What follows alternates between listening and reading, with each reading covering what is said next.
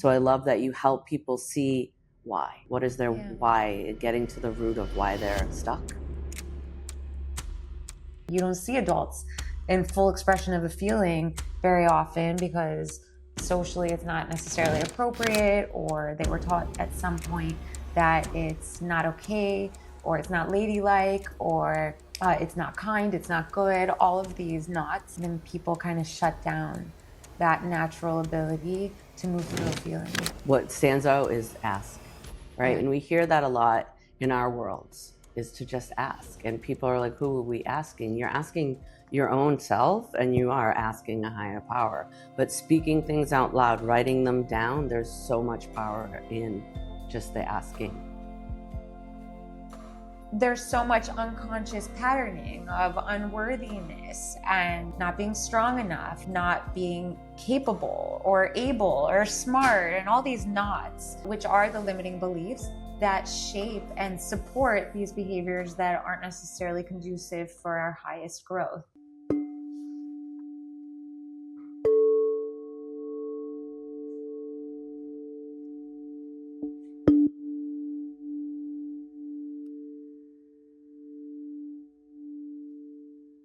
Hey, welcome back to the Sagefull Living Podcast. We're here with Rachel Novetsky. Rachel, I want to get into feelings, right? We talked before, we released a beautiful clip about feeling your feelings. And I feel like we hear this phrase all the time, but I'm not actually sure what it means. How would you describe that to what that means to people, feeling your feelings? That's a great question. I would say if someone was prompting someone to feel their feelings, it's to stay in the body when something comes up, when emotion comes through, to stay embodied. That's not something that's very natural for a lot of people. People literally pop out of their body when something is uncomfortable, something's traumatic, if something feels overwhelming. We disassociate, even for a moment, until we feel it's safe to come back and cope and deal with whatever's presented to us. Do you think people really understand that, know that they're leaving their body, that they're not grounded in their body when these things happen? No, most people, I don't think so. No. Because it's a protection mechanism. It's not necessarily a bad thing. It's served its purpose to protect us, that it becomes just habitual. Yeah, to just leave the body and disassociate with the reality of what's happening. Yeah, and the overwhelm, or the perception that they cannot handle what is coming through or what they're feeling. Assuming that someone is not already numbing in some sort of, in some sort of other way. What a valid point, because there's so much numbing in society, and I don't even think people realize that when they take medication all the time, that can numb them out, right? If they're on an antidepressant, it can help them, but it can also help them numb and not really be connected to themselves. Yeah, and it's not just antidepressants. Like, you can have helpful compounds as well that offer like a slight disassociation for a moment or for a time being. That's very helpful. But at the same time, then there's a bypassing of an opportunity to feel your feelings. So it just kind of helps you, quote unquote, take the edge off, or, just float through life. And a lot of us get comfortable floating through life versus really being in it. Like, that's something that when I look at children that don't have that option, right, use an alternative option to add something that enhances their mood or numbs themselves a little bit. And then you have a kid that's really raw. Oftentimes they're highly emotional because they're in full expression of a feeling. You don't see adults in full expression of a feeling very often because socially it's not necessarily appropriate, or they were taught at some point that it's not okay, or it's not ladylike, or it's not kind, it's not good. All of these knots, then people kind of shut down that natural ability to move through a feeling. I can relate to that because I know for myself, I've used marijuana, as my numbing agent to not feel my feelings. And I see it a lot with teenagers that come through this house. They say to me, the only time they can relax is when they smoke. Yeah. And they're not really feeling their feelings because there's too much happening. Yeah. Before we get too deep in, tell us about yourself and how you get into the work that you do. Well, I definitely grew up as a highly sensitive human. I had lots of lessons along the way, lots of different forms of addiction and patterns and self-numbing behavior, simply because not for any particular traumatic event, but just having too much sensory around me, too many feelings, voices, whatever was around me, opinions or belief systems. So went through a credible moment in time where I definitely was disembodied and numb. Only until I had my first yoga practice do I remember coming back into my body and really feeling a sense of like right side, left side, that basic, right? Right hand, left hand, right foot, left foot. And feeling my body, because prior to that, and this is around 19 years old, I think that I just had removed myself from my body completely, totally functional in society, right? It was a coping mechanism for feeling a total sense of overwhelm. That's amazing. You're making me realize that yoga did that for me too. Mm-hmm. And I still, to this day, for me with yoga, I practice with my eyes closed because it allows me to really go within and get in touch with my body. But you're so right, the left side, right side. It really attunes you to how your body is showing up. And every yoga class, it's different. I may be in a class and there's one pose that I am so in full expression. And the next time I come to class, I can't get into that pose. So it really does give us body awareness. I love that. But to add on to that, interestingly enough, yoga originally brought me back into my body, but then for so many years until, different healers that I came in contact with, that came into my field, I was still disembodied, even in the yoga class. There was still a version of me on the ceiling looking down, watching myself practice. So even in yoga, lots of uncomfortable feelings can come up because you're moving through a version of life. Even if it's an hour, it's almost like boot camp for life, and you come up with so many different emotions. But I wasn't equipped to even deal with emotions in a contained setting. So I would still pop out of my body, and only until I sat with someone that called me out on this, who had that knowingness that I wasn't embodied, did I learn how to acclimate back into my body and feel a sense of connection to being in my body. Any quick tips you could give people for that right now? I think sometimes when I'm in my yoga practice, I'll just do a scan and communicate to different parts of my body, to the right side, to the left side, to the right hand, the left hand, to the right foot, the left foot, and just calling out different parts of the body, sending conscious awareness and love to those areas, understanding what makes a masculine side and feminine side, and giving honor to those different attributes and different kind of personalities of having your masculine side and having that connection, and having your feminine side. So that really is a tool that I use constantly, speaking to my organs, speaking to my muscles, speaking to my fascia, all the things that remind me that is something that needs love and needs connection and awareness on a personal level, nothing to do with anyone else. That's amazing, because first of all, I want people to understand the left side of your body is your feminine side and the right side of your body is your masculine side. So when you're walking through your day or you have pain somewhere, tap into where exactly is that? What side of the body is it in? What's going on at that moment, right? And how can you shift something or relate it back to something else in your life or something in your ancestry, right? Yeah, when I'm connecting to a part of my body that may be feeling some sort of, maybe speaking to me, let's say, I'm very curious about it. I don't get too deep into judgment or trying to understand or what did I do, but more curious, like what is coming through? What am I supposed to learn? What it's speaking to me right now? What am I avoiding? What are you trying to tell me? Yeah. Oh, I love that. Mm-hmm. So what are some of the conversations you find yourself having over and over with people? I think people with me are kind of curious about feeling universal support, drawing that into your life, not feeling alone in the experience of feeling. of coping. A lot of people I sit with, it's simply that, like, things are moving too fast, and things are moving super fast, right? Super fast, yeah. We're fed so much information at a very fast pace. And what I share oftentimes with people is to remember that you're co-creating this reality, that you're not alone. And when there is a sense that things are happening fast for you, to take it upon yourself to request things to slow down, for information to come through in a more meaningful way, in a slower way, in a way that's manageable for you.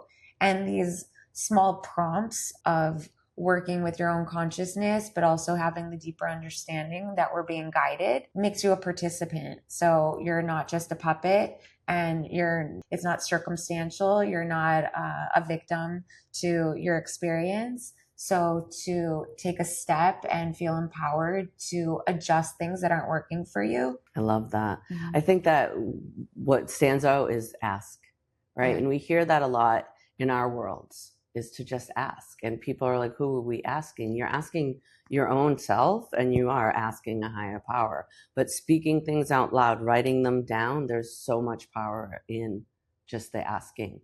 And I love that, asking the body what it needs, what it's trying to tell you, and then asking, can we slow down? Or just demanding, let's have everything come slower. And I love that, asking the information to come in a slower way, or maybe asking the information to come in a way we can understand it, Yeah, and digest it. Yeah, recently I was having a conversation with someone who's been, in her meditation, working on her body, working on herself. And she's saying there's things that are happening to her while she's in this experience, and she doesn't really understand it. And my first question for her was, well, did you ask? Did you ask? And it was confusing for her, because sometimes we're of the belief that it's just the voice in our head. It's us speaking to ourselves. And I like to open up the possibility, if it resonates with you, that it's not a voice in your head, that there is guidance, that there is support, that you do have a higher self, and maybe you even have a whole team that's working in your favor, and to trust the practice of learning how to tune in with that other version of your ears, your other listening skills, different than like us communicating right here. Yeah. And it can't hurt, right? So it's worth a shot right before you're going to sleep, right before you wake up. If you do have a meditation practice, not just sit in a place of stillness, but to start making things interactive. I think that's something that I kind of like to throw at people as homework. I have been, for years, one of my teachers has spoke about intentions. Mm-hmm. And I've known this for years. And she, every day, intentions. Well, in the last few weeks, I started doing it every day. And I am telling you, I've had such a change in my life. Things are much smoother, happier, easier, and maybe even that slowerness where I'm understanding things more because I'm choosing this. And everything in the intention is I choose. Mm-hmm. Even in the words of I choose to be inspired and inspirational. Simple things like that. And if I can't sit down and do it today, I did it in the car while I was driving. And it's just whatever was coming to me for today of what I choose. And it really is such power in our words of how we speak to ourselves, how we speak about ourselves, and speak to other people. What is surprising you about people right now in your work? What's surprising me, but not surprising me, what I'm excited about is, one, that things are becoming less taboo.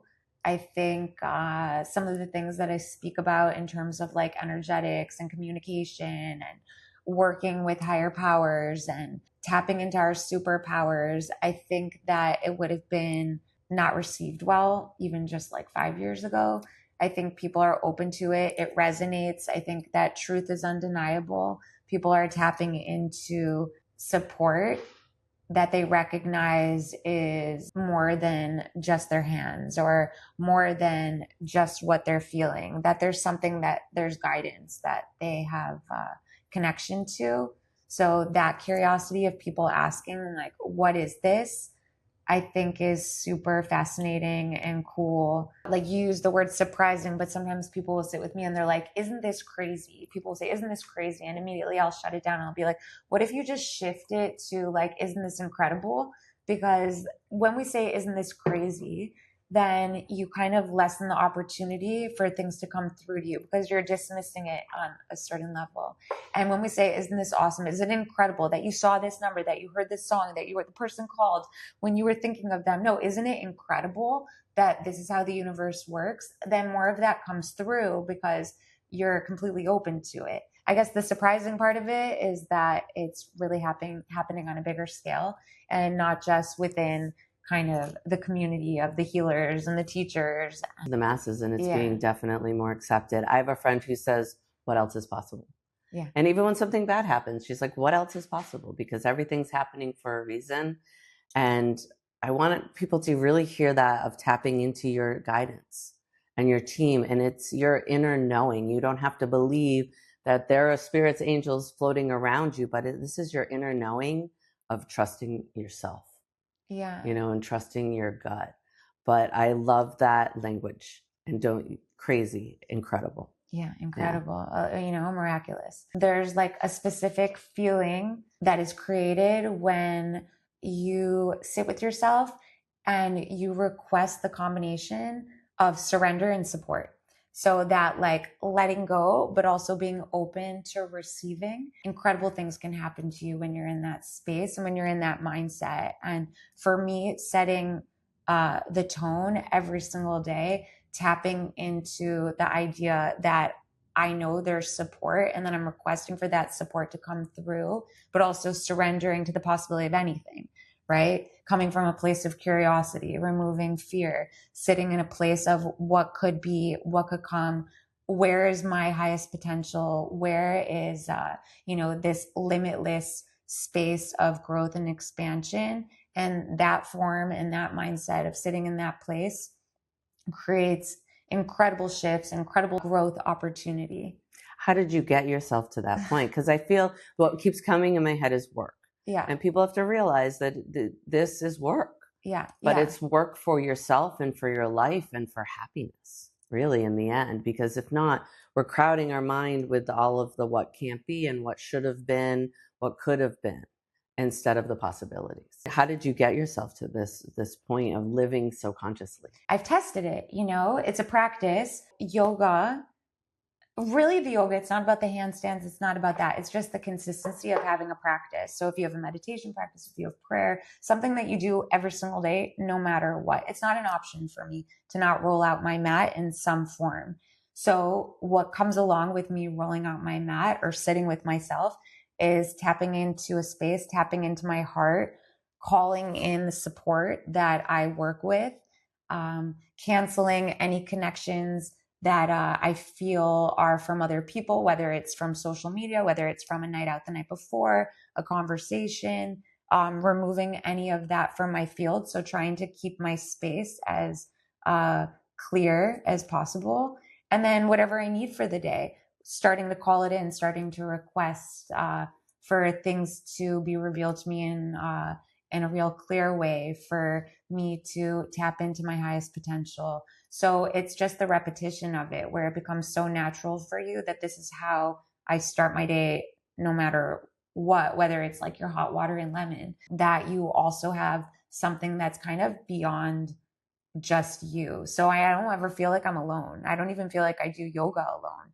I've got like a whole crew with me, and feeling supported is huge. So you can create that support if you don't have that within your community or your family. I mean, it's very proven that having community, having family, and really connecting with other people is important. But if in this moment that's not available, tapping into what you do have available, which I think you can create for yourself. It's so true. And it is that relationship to self. Yeah.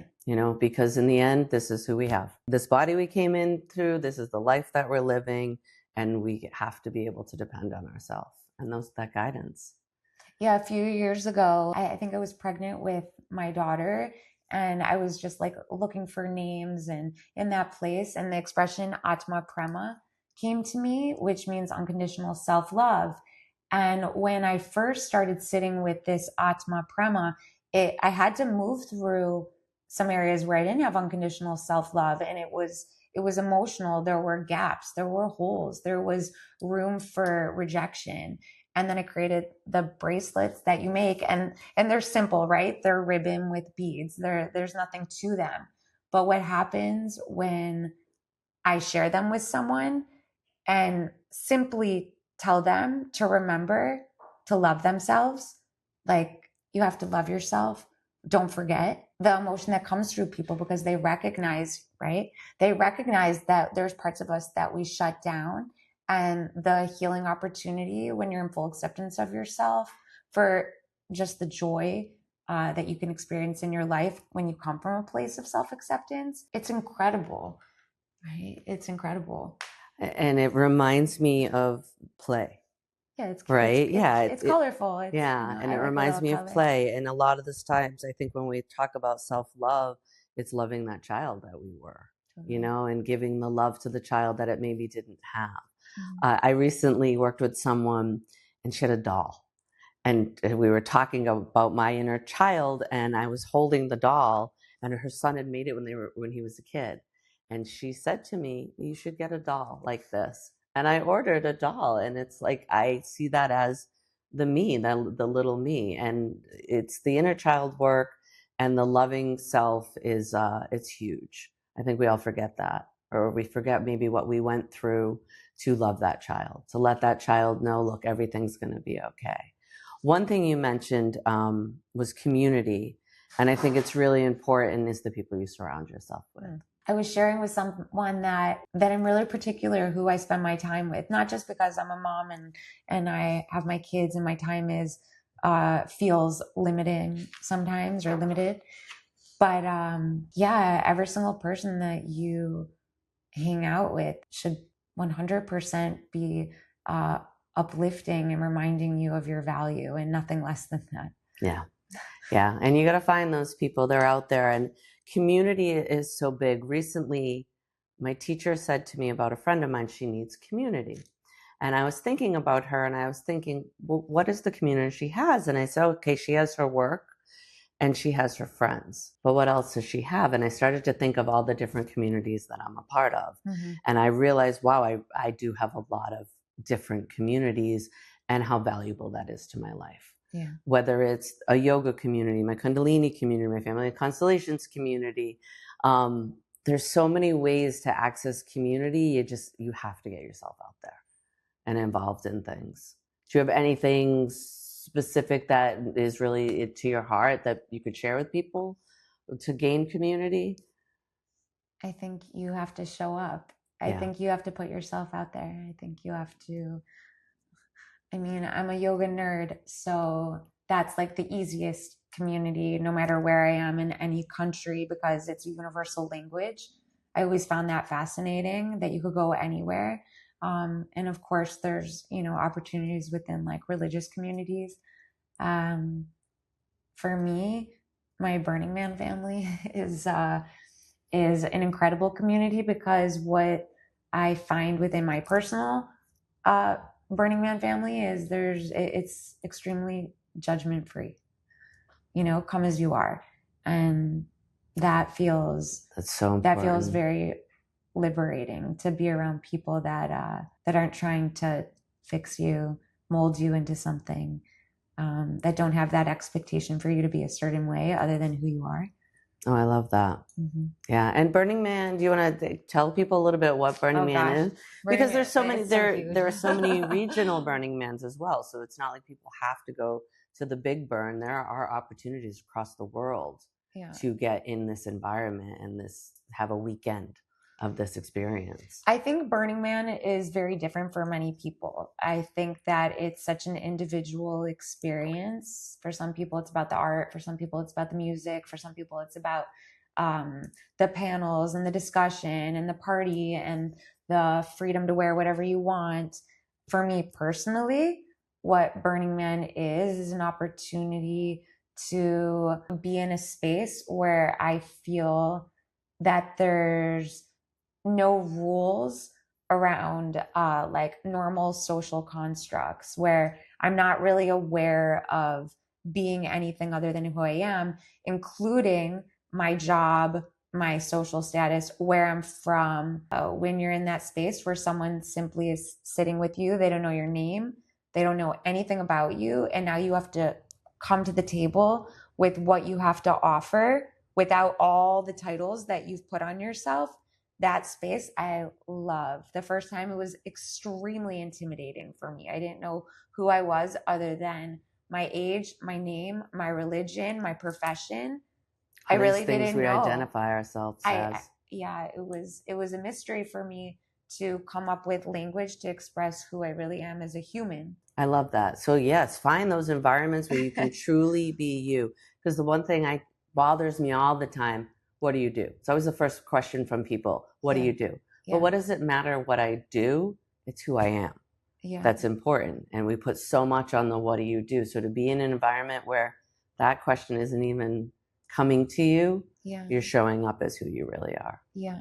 That's beautiful. So look for those, there are Burning Man communities everywhere, and there are regional burns in a lot of different cities around the world, and you can be in this environment, and it is really very freeing.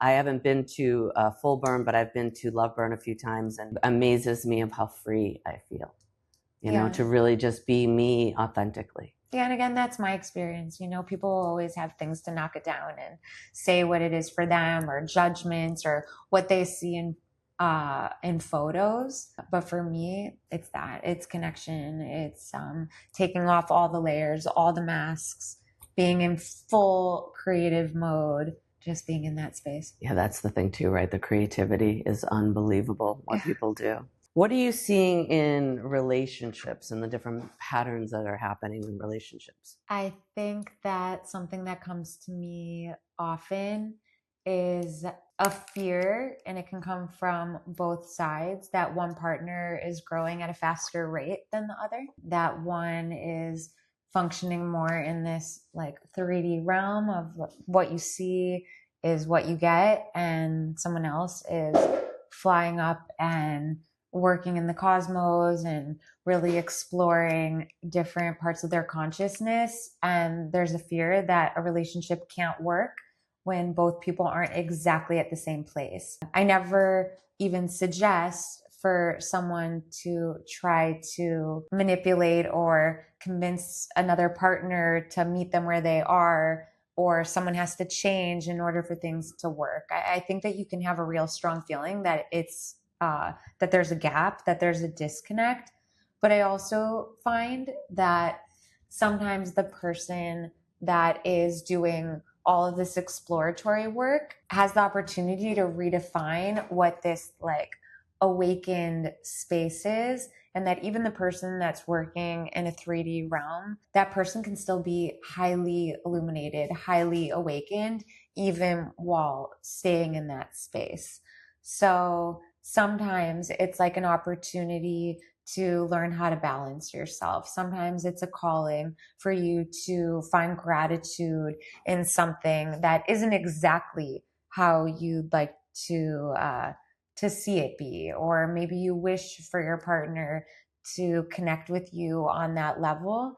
And I do think that these exploratory spaces, that work can stay really personal. Of course, it's so nice to share with people that understand you, but I also don't think that necessarily your partner needs to be exactly that. For me, on a personal level, I am super grateful that my partner actually holds a grounded space that stays within this realm, that reminds me what it's like to be grounded, embodied, and functioning on earth, because this is where it's happening. And it doesn't mean that I'm not free to go explore, but I don't necessarily need to have my partner there with me all the time. What do you say to the people that are on the side of it where they're not awakening yet and their partner is? There's a struggle on both sides for sure. And I love what you're saying. If you're the one awakening, don't have the expectation that your partner has to be where you are. It's okay for them to be where they are. Have a gratitude of where they are and see the benefits to your life.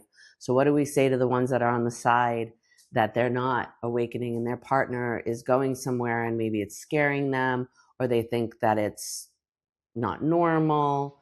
But we don't want to see these relationships end. We want to see the being able to be a balance with it. So what do you say to the people on that side of it? I also think gratitude comes into play from that space also. Being grateful that you have someone that's open to exploring and working on themselves, and that is finding joy and being in growth and learning. I think that people can really get in a place of stuckness. And ultimately, I think on both sides, it's about relationship to self. Your partner cannot replace that. Right. Yeah. So it's a calling to come back in and to find acceptance and to find connection with yourself and everything that you're growing and learning about yourself. And even though sometimes we'd love for our partners to be holding our hands and being at the exact same place, for me personally, it's about becoming really secure with my own journey and sharing what my partner is open to hearing, and finding those people that maybe relate more to the language of whatever you're experiencing. And I think this isn't just about personal growth. I think that that having that expectation of your partner to be everything for you doesn't usually end well. Being respectful on both sides, right? Yeah. And what you said really reminds me of a friend of mine that she's been asking me for some stuff to help her husband, but she's doing it in such a way on his pace and what works for him. And she understands he's not going to be where she's at, and that's okay. But she's meeting where he's at and allowing him to explore where he's at. So I love that. I think also being being human and learning how to connect with other people is also learning multiple ways to express yourself without being in a place of judgment from the person that you're sharing with. So learning how to deliver information to a person in a way that you see them for where they're at, and not having the expectation that they're going to meet you exactly where you're at, is just a life skill that we all get to. Or not, or we're in resistance and we're wishing someone was something that they're not. But having that ability and knowing your audience is important, especially in these moments. Yeah, for sure. So tell us about the work that you do. How does that look, for clients that come and see you? I do all kinds of work. I would say the majority of my work is a medicine-free space where I sit with someone and guide them into an altered brainwave. And essentially, I call it subconscious reprogramming. And I'm using all different tools. I'm using theta healing, and I'm using pranic healing, and I'm using intuitive gifts, and holding a space of deep love for whoever I'm sitting with, to see where there's parts of their consciousness that has taken on belief systems that just aren't supporting who they are and who they're meant to be, and being in full acceptance of self, and where there's kind of pauses in the timeline that shaped parts of themselves that feels as if they can't move forward, that they have to repeat and relearn a lesson. So most of my work is that, sitting one-on-one with people. Great. And how do they feel when they leave a session? I don't know exactly how someone feels after they work with me, but from what someone has shared with me, usually lighter, usually clearer. A lot of the work that I do, it's not necessarily like something that you come out of the session and you're like, okay, all right, it worked. It's something that you apply and you go back into your life, and you start to see that your patterns and the choices that you make are more in alignment to support your growth, instead of that feeling of being unsure, being in limbo, feeling limiting, feeling stuck. So I think that there's a sense of a weight being lifted, a reminder of your power, of all of our power. That's so beautiful. I think stuck is such a big thing, and people, you mentioned limiting beliefs, and there's so many times that people don't even realize that things from their past is running the show. I was sitting with someone who was talking about, like, from a real black and white angle. Like, I'm sharing this information because I think if I share it with someone that their behavior will change. My response was to that, whether it was staying in a yoga pose or overeating or overspending. And I brought this perspective, well, you're assuming that their experience is what you're seeing. And if everybody could just shift their overeating, overspending, or whatever unconscious behaviors we have because someone pointed it out to us, then we'd all be healed. Right. Right. But there's so much unconscious patterning of unworthiness and not being strong enough, not being capable or able or smart, and all these knots, Right. which are the limiting beliefs that shape and support these behaviors that aren't necessarily conducive for our highest growth. So tapping into that, and not from a place of judgment, but really having the person be in a space of recognition for themselves, and then replacing those behaviors with an alternative. Because it's not just about calling it out. Yeah. Right. There's got to be something that fills that pattern, something that's more supportive. So that's how it works. It reminds me of a guest on the podcast who was had struggled with weight. And she said, yeah, people would just say to her all the time, stop eating, just Right. eat less. And she was like, that is not the answer. She knew at some point she needed to get to the root. Yeah. And then she got to the root, and actually there were some medical things going on that wasn't allowing her to lose weight. Yeah. So saying to someone, just do this, it just puts them even further down that line. Mm-hmm. So I love that you help people see why. You know, what is their why, getting to the root of why they're stuck. Yeah. Right? And that they may even not even understand that that's what was happening. Yeah. So I love that. What is something you wish someone told you years ago? That we're really not alone. That we're really, truly guided, and that support that is helping us along the way is something that you can access, that it's not imaginary, that it's not just this made up thing, that it's not like the Wizard of Oz, like Oz in the sky, or whatever image you have for yourself. I think as a child, where my imagination was so expansive, there still was a part of believing that there was support from the universe that felt kind of like the tooth fairy, right? That felt like it was just something that I was being told that wasn't actually true. What I wish someone would have done for me is they would have stared me in the eye and really told me that that you have so much support and access to support that will help you along the way whenever you need it, and to just listen and to just ask. So in a way that didn't feel dogmatic, that didn't feel religious, that just felt universal, that felt like love. Yeah, and I think when we're raised with religion, we're pushed in that way. When we're kids, are told that's the way. And you're saying, God, if someone had told me there's this other way, and just to listen and to ask for guidance from within, that we would be able to connect, right? I also think that we're meant to move along our path and have doubts, and then overcome those doubts and to learn.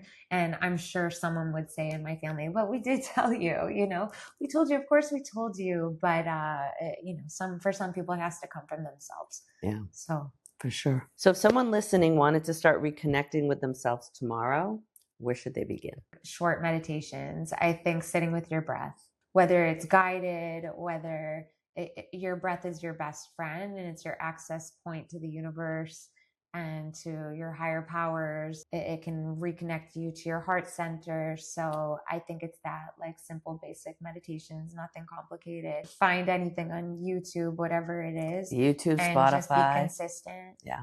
Yeah. I think that's the most accessible thing, and it's free. And I think that word right there, consistency. Yeah. Right? You miss a day, start the next day. Always restarting. And it's that consistency. I find when I'm in a consistent practice and I'm in a discipline, everything opens up for me. And when I get out of that is when things get more chaotic and more stress. But if I can find that consistency and what works for me, I used to be a night meditator, and I felt, I can't meditate in the morning, right? I have to go into my healing room at night. And now I have changed that pattern. As soon as I wake up in the morning, I have a friend who sends me a prayer, and I read it, and then I either put on a meditation in bed, or I come out here and I put on an infrared and I put on a meditation, and then I do my intentions. And that has shifted. It's funny. I feel I don't even go into my healing room anymore because now sitting on my couch is the way. And that makes me know that I don't even have to be home. That when I'm traveling, it's just, I need that 10 minutes for myself in the morning to connect. And that has shifted so much. So yeah, that consistency for sure. And if I miss a day, I get back as soon as I can. And life really does flow. It's unbelievable. And people that say they can't meditate, you can meditate, because anything can be meditation. If you're an artist, painting can get you into meditation. Walking can get you into meditation if you're not on the phone listening to other things, but you're just being in awareness of nature. I love the Buddhist monk can never, yes, we say it. What is it? Thich Nhat Hanh. Thich Nhat Hanh. The walking meditation is to look for color. And you'll be so blown away by, you say pink, and you think maybe you're just going to see flowers, and the next thing you know, you notice somebody's door is painted pink, or there's a fire hydrant painted pink, and it's being in awareness. And it just brings you to presence. Yeah. I realized today that I used to ask this, and I stopped asking in the podcast, and I want to get back to this. Yeah. How do you live your life aligned? Like, what are your core things every day? We've talked about it already, but maybe even coming back to what keeps you aligned on your day to day. I wake up in the morning and I don't have any ritual or any tools that I need to connect to myself. I just sit up in bed and I set a timer and I meditate. No music, no Palo Santo, no candle, no healing room, just as is. And I start my day asking, what's the most important thing for me to know today? And already starting to tune in and listen. I have my rituals of all the things, all the supplements and all the drinks and all of this. I get on my mat no matter what. I consciously connect with my children in the morning and my partner in the morning. I have non-negotiables of ways that I live my life. I'm very, very mindful of guarding my tongue. I think it's valuable to have the practice of not giving into Lashon Hara. It's a Jewish practice of guarding your tongue, literally not speaking bad or even good about somebody, not interacting in that way, not connecting by like knocking anyone else down. I try to learn something every single day. My grandmother's 101, and the reason she's so young is because she exercises her brain. I'm constantly researching. I want to know everything. I'm a forever student. I'm excited. I never feel like I know everything. So that practice, it keeps me humble. I love that. Yeah. And it's that knowing, life is for the living, and anything really is possible when you live in that awareness that anything is possible. So it's getting out of that negative of anything is bad, because anything is possible. In the practice that I work in, everything has to be phrased in the positive form. So even if we're looking at a behavior, the way you call the behavior is still phrased in the positive. So let's say, give me an example of something like something that you really want to work on. So for me, what I really want to work on is doing more solo work, doing more videos. Doing more solo work. Right. Doing more videos of me. And for some reason, I'm like, no, I want to sit down and talk to people. I haven't gotten myself to just doing those Susan videos. Right. So like the way that it would be phrased is like phrasing the request. Like, I know what it feels like to effortlessly sit down and do as many videos that I meant to do in one day, free from any overwhelm, free from feeling any limiting beliefs. I trust that it's possible, that I know how to do as many videos that I'm meant to do in a given day. And so programming the brain that everything actually that's coming through is shaped in the positive form. So even if there's a judgment about something or in my body, it comes from a place of curiosity instead of rejection. So I feel, shaping your brain and catching yourself and having that awareness is another practice to put in if you can catch yourself. right? And you can catch yourself. It's like even delivering this message now and someone watches it, it brings a new awareness. Maybe I am a little hard on myself. Maybe I do speak in a way that's that used to be motivating because it was like direct and harsh. What would happen if I was actually had a supportive voice? How would my life change? How would I benefit from that? Oh, I love that. Supportive voice. All right. Well, thank you, Rachel. Thank you for welcome. being here. Lots of great information. Where can people find you?